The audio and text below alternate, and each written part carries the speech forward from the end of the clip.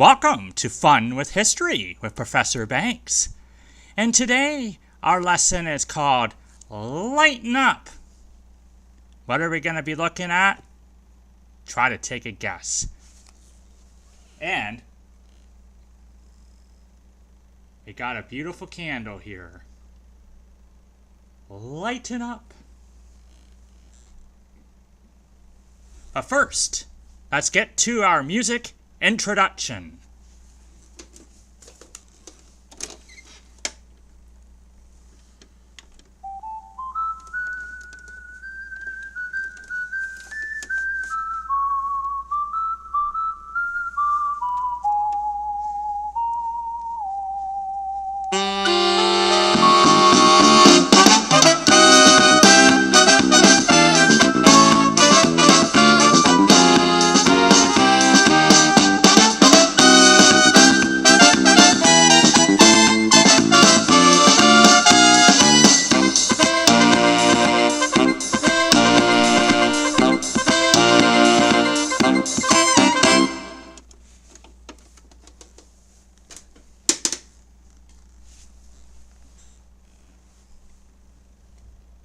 Welcome to Fun with History with Professor Banks.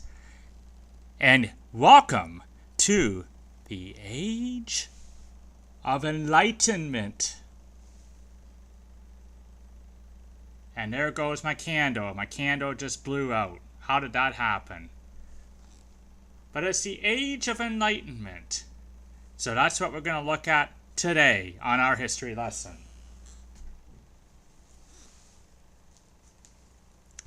So what the Age of Enlightenment covers is we're looking at the time period of 1570s to the 1690s.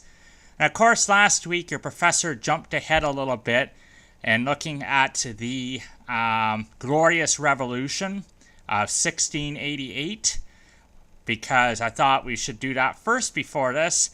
But this is generally a general time period where some other things kind of overlap with it. So we're looking at about, a little over 100 years here of history in the Enlightenment period. It's also called the Scientific Revolution. So that's what we're going to look at today on Fun with History. And it's going to be a really great lesson today too. I hope you enjoy it. I am going to bring to life to you some of these figures of the Enlightenment period. And I look forward to doing that. But first, let's go to our joke of the week, shall we? And it's a very quick joke, and I hope you enjoy it. First of all, show of hands here. Has anybody ever heard of the song, I Can See Clearly Now That the Rain Is Gone? It's a really old song. I think it's 70s or something like that. 60s maybe even. I can see clearly now the rain is gone. That song there. Okay, so this is a bit of a joke on that song. So let me show you the joke, okay? Okay, here's the joke. There was this guy and he had a girlfriend called Lorraine, who was pretty and he liked her a lot. One day he went to work to find that a new girl had started. Her name was Clearly, and she was absolutely gorgeous. He became quite besotted with her, and after a while it became obvious that she was interested in him too. But the problem was this guy was a loyal man, and he couldn't get involved with Clearly while he was still going out with Lorraine. So he decided that there was nothing left to do but to break up with the current girlfriend and start dating the new girlfriend. He planned several times to tell Lorraine, but he couldn't bring himself to do it. One day after work, they went for a walk along the riverbank when Lorraine slipped and fell into the river. And the current carried her off, and poor Lorraine drowned. The guy stopped for a minute by the river, and then ran off smiling and singing, I can see clearly now, Lorraine has gone. I hope you get that one. I can see clearly now, the rain has gone. Kind of a funny joke, and I hope you like it. But that is the joke of the week. I can see clearly now the rain has gone. I kind of like that joke. I heard it a long time ago. I thought it was funny. Okay, so let us talk about the age of enlightenment briefly here. I want to share with you briefly what we are actually talking about here. Okay, so a lot of people call it the scientific revolution, but it was a revolution in human thought, more or less. And what happened with this time period was a lot of smart, intellectual people came onto the scene, which we're going to meet very briefly, very soon. This new way of thinking was that rational thought begins with clearly stated principles, uses correct logic to arrive at conclusions, tests the conclusions against evidence, and then revises the principles in the light of the evidence. Very, very roundabout definition, but that is what the Enlightenment period was, basically.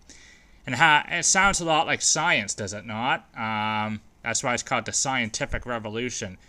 Don't you remember it? Does anybody remember that back in old-time science class? Does anybody remember how you had to, basically you had to come up with a principle, you had to test it, you had to come up with conclusions. Yeah, a lot of that science. Now, what were some of the main ideas of the Enlightenment period? I'm going to show you here on my whiteboard, okay? So basically 3 principles behind the Enlightenment, okay? So the first one that we have there is reason, okay? So that's the first principle of this scientific revolution, this revolution of the mind, the Enlightenment period. Now, secondly, what you got going on is you got a social science aspect to it as well. So that is another principle of this period. And then a third principle of this period is progress, or in other words, optimism. So those were the 3 main principles behind this movement, okay? Reason, social science, and progress. So that is what the main principles behind this time period are. Okay, so I'm sure once I bring up some people from this time period, I'm sure a lot of you out there are going to recognize their names, and they're very popular people. So I am going to actually bring them on with you. I have a lot of connections here as a professor. I'm going to bring them on with you one by one, and they're going to briefly introduce themselves and tell you a little bit about their big thing at the Enlightenment period, okay? So I hope you enjoy this, okay? So I'm going to quickly go through this, try to make this lesson fun and to the point, and hope you enjoy it, okay? So the first guy we're going to look at, okay? The first guy we're going to look at is René Descartes, okay? And he was... his time period goes from 1596 to 1650. Okay, that was his lifeline, René Descartes. Okay, so let me bring on René Descartes. Just a second.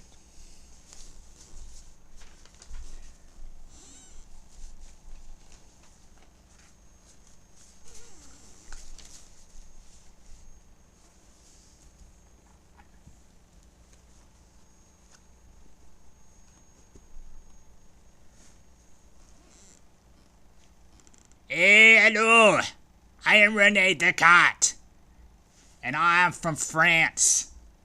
I am a part of the scientific revolution. What I was known for, I was a brilliant mathematician, and I also was very good at analytic geometry. I am René Descartes, and I was actually Roman Catholic too. I was a Roman Catholic thinker. I think, therefore I am. And human beings should be completely free and independent. Okay, so that is me. I am René Descartes from France. Brilliant mathematician, very good at analytic geometry. Thank you for your time.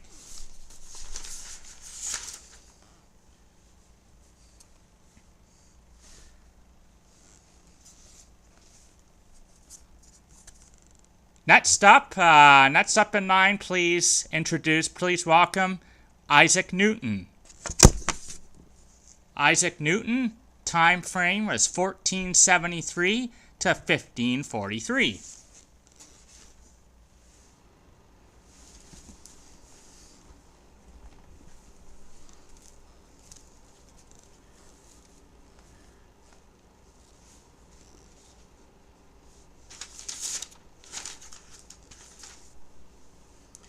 Yippee-ki-yay, partner!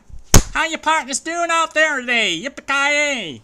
Okay, I am Isaac Newton, and I am England. I am from England. And partners, I did a lot of things in the Enlightenment period, eh? I was the founder of calculus and optics. And you know what I'm very well known for, partners? I created, partners, the laws of gravity. And I also created laws of motion. So that's what I did for the scientific revolution, partners. I did those things. I hope that you like calculus. I hope that you enjoyed that if you took that in high school. I think Professor Banks, I know him, he did not do well at it, partners. But calculus, optics, laws of gravity, and laws of motion are all my territory. Thank you for your time.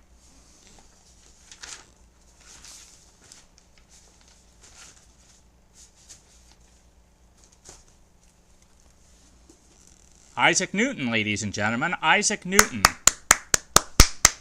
Thank you, Isaac. Okay, next up in line, we got Francis Bacon. Francis Bacon. So we're going to bring Francis Bacon out here next, okay? So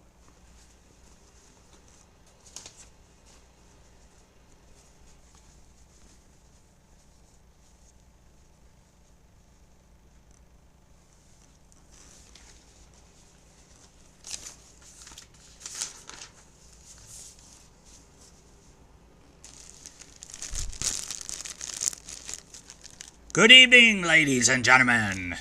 I am Francis Bacon. I love to eat bacon. This has got some bacon on me. I love to eat bacon. Ladies and gentlemen, good evening. And I am from England. And what I was well known for was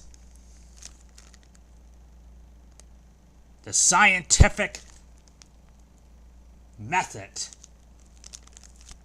I created the scientific method, and that is what I contributed to the age of enlightenment.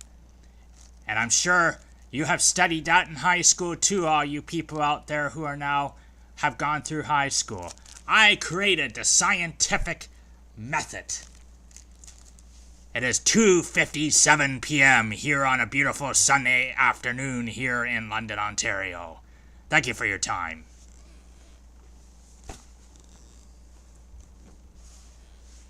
Isaac Newton, ladies and gentlemen. Isaac Newton. Scientific method. Thank you, Isaac. Okay. I mean Francis Bacon. I'm a little bit behind, okay? I was Francis Bacon. Francis Bacon. Of course, he had the chef hat. Okay, so next up, we got a guy from Holland. Okay, so let us welcome him in at this time period.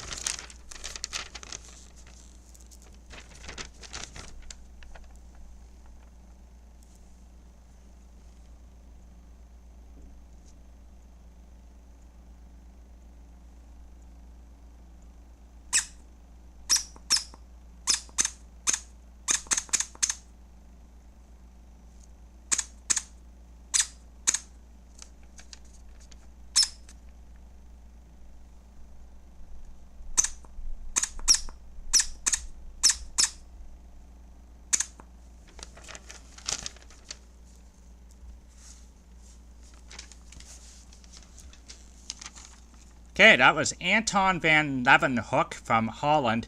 Anton van Leeuwenhoek is a little shy, so he just wanted to squeak while he was on here. He was a little shy and he couldn't talk. But he was Anton van Leeuwenhoek. If you didn't catch that, he was from Holland. He invented the microscope.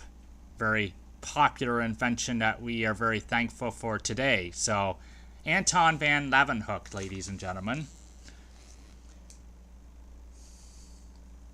Okay, next up in our people from this Enlightenment period I want to introduce you to is John Locke.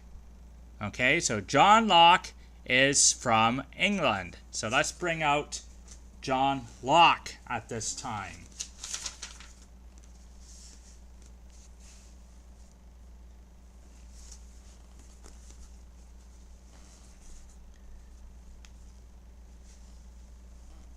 Hello, I am John Locke. And I am from England. You know what I really believe in as a figure of the Enlightenment period? I believe that people choose who govern them. And I believe that there's 3 natural rights that every human being should have. They gotta have the right of life, they gotta have the right of liberty, and they gotta have the right of ownership of property. So that is what I was well known for in my creation and my thinking.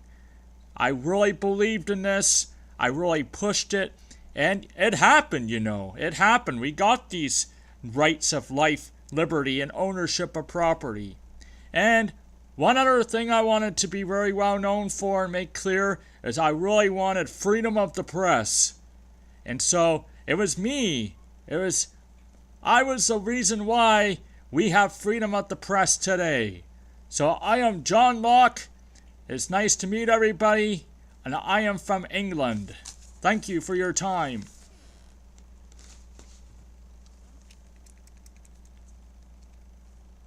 This is my lock. Because I'm John Locke. Thank you.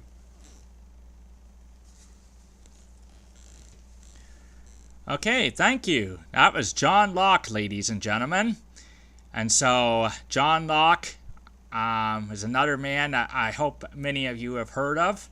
And another familiar name. So we've seen a lot of great figures coming out of this period. And I want to leave you 2 last figures here, and they are very much into science and astronomy. Okay, so that's what I'm going to I'm going to leave you with as I introduce them and get them out here as well. Okay.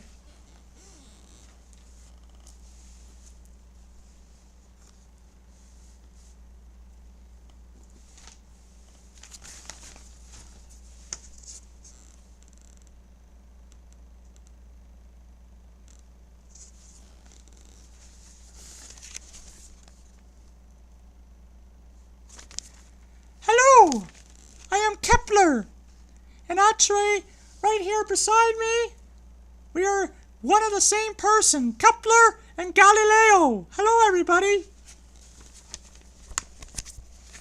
We are very great at science and astronomy, and I, Kepler, I want to tell you what I did for the scientific revolution period. I created the 3 laws of planetary motion. So, number 1, the orbits of the planets around the sun are elliptical. They are not circular. They are elliptical. Planets did not move at a universal speed. They moved at their own speed, not a universe speed. And the time a planet takes to make a complete orbit around the Earth is equal to the distance from the sun. Those are my 3 laws of planetary motion. Okay? And let me let me tell you about Galileo as well. He helped me. Galileo helped me. You know what Galileo did? Galileo pointed a telescope at the moon. Okay? So, Galileo saw the moon through his telescope. So we are Kepler and Galileo, and we are from the Age of Enlightenment. Thank you.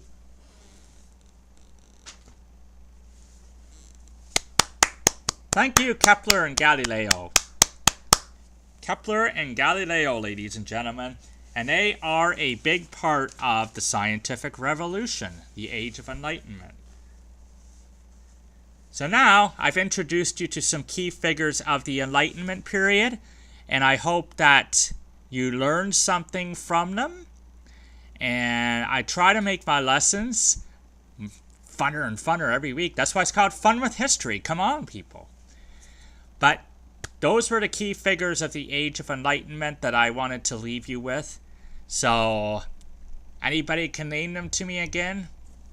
We got René Descartes from France.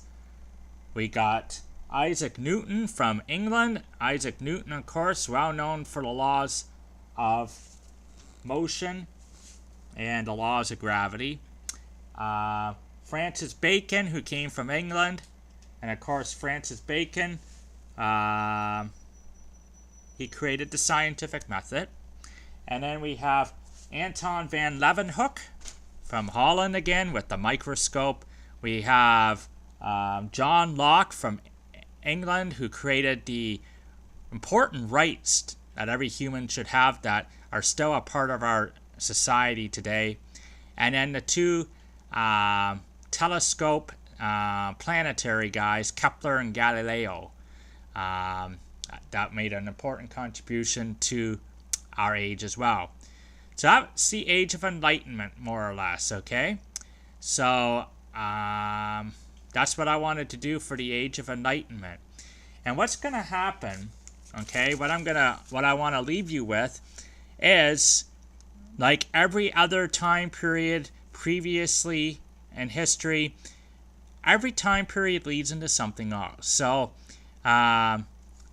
just like the Renaissance spun off or ignited the Protestant Reformation that we already looked at, and in turn the Reformation spun off and ignited the Glorious Revolution that we looked at last week, this time period, the Age of Enlightenment, will also lead into other important events.